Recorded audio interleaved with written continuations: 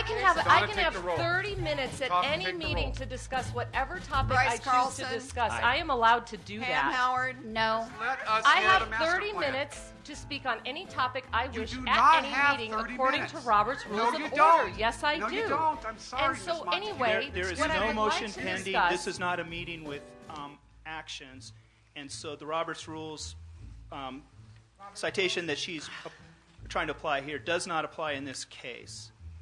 About, Master and I plan, am not we are going to moving stop. forward. No. We are moving No. forward. No. We are not going to stop. No, we are not. Okay, That so is anyway. enough. Let's take a recess. 10-minute recess, everybody. Good idea. All right. So anyway, people are encouraged to exercise their free speech rights responsibly and respectfully. Again, this is not actually an example of that, but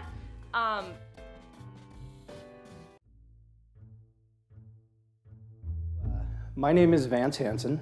I am from Loveland, Colorado, born and raised here, lived my entire life here.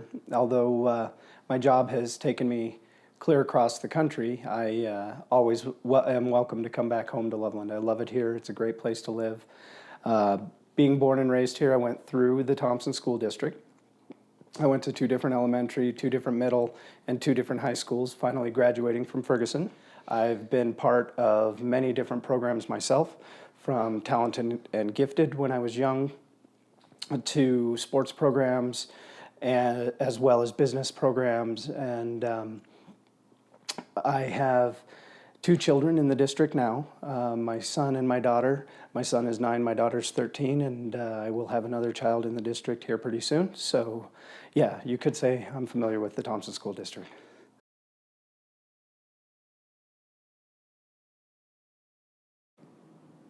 Currently, the board is focused on a very divided approach.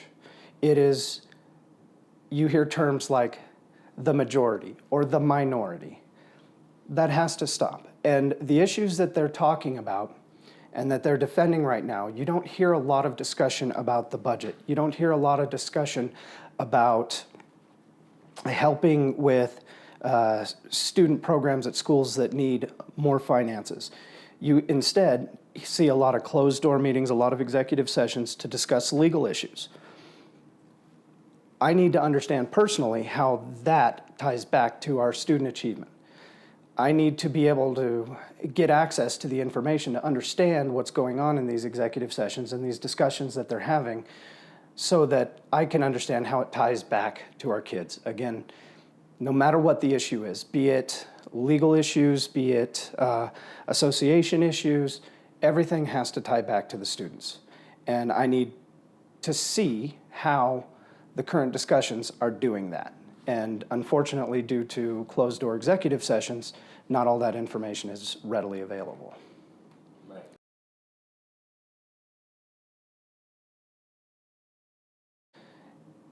I have watched footage of board meetings, and I have seen things such as finger pointing. He is not doing anything to help us get our work done in this meeting. He doesn't care about kids. I have 3 children in these schools. And I ask respectfully that you get up and you Ms. leave. Montagu. Verbal threats. I've seen aggression. So we've got here any person who disturbs good order may be required to leave by the presiding officer. So I've seen inciting of the audience. All of these, regardless of how passionate you feel about your issue that you're discussing, all of these things are not, a school board meeting is not the place for this kind of behavior. Regardless of how passionate or how important the issue is, it needs to be discussed in such a way that you can move forward and make progress. You're not always going to agree on everything. That's impossible. But if you keep the focus on our children and you understand and listen as opposed to argue and incite, you can make progress. In my career as a consultant, I am often in positions where I'm not wanted there.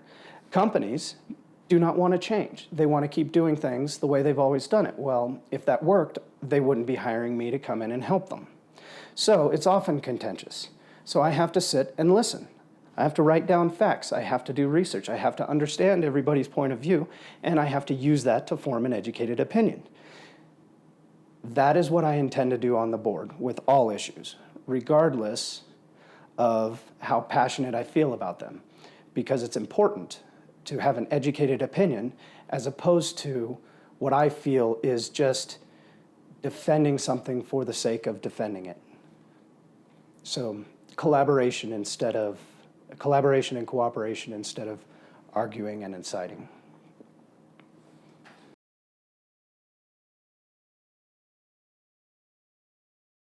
Something that's important for student achievement, number one, first and foremost, is each and every child treated the same, regardless of their address or their background or their family income.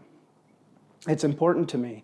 Oftentimes you hear the current board referring to things like low-income families or English as a second language families, and they refer to them in a bad way, like they are responsible for negative achievement within our district, or they're responsible for our district reputation. Well, I myself came from a very low-income background, and I was able to succeed. So I want to change the focus of the board to be everything that comes before the board must show how it ties to student achievement in some way, shape, or form. An example would be recently at the school board meeting, they talked about a United Way drive with the teachers being able to directly donate to United Way. I think that's great, and that does tie directly back to our students because United Way has many programs for our community, a lot of those helping low-income families, in turn helping low-income students. That's what I will be focusing on. Everything that comes before the board has to be justified into how it helps our student achievement for all of our students. Again, every child can succeed with the right education, and every child deserves a great education. One of the ways I intend to do that is increase collaboration at the board. Right now, our board is dysfunctional.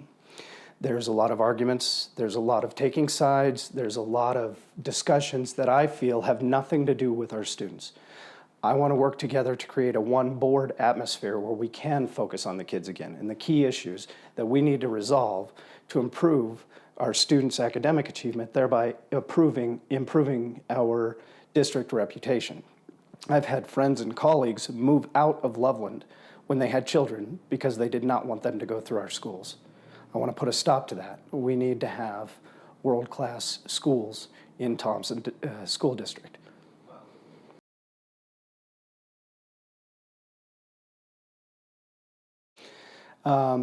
It's important to me. When I was growing up, I kind of felt a little bit like an outsider.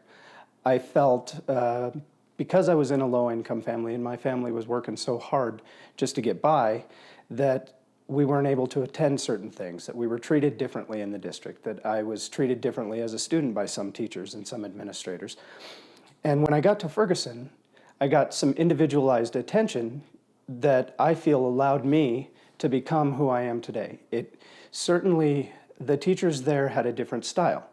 They were able to give me individualized attention, to sit with me, to help me work through the things I struggled with, to show me and even inspire me to help other students. And so I feel that individualized attention in the programs that Ferguson offered were what made it possible for me to graduate high school, eventually moving on to be the first member of my family to earn a bachelor's degree. I want to see that kind of stuff expanded through the Thompson School District. I want to see every child represented equally, regardless of their address or their background.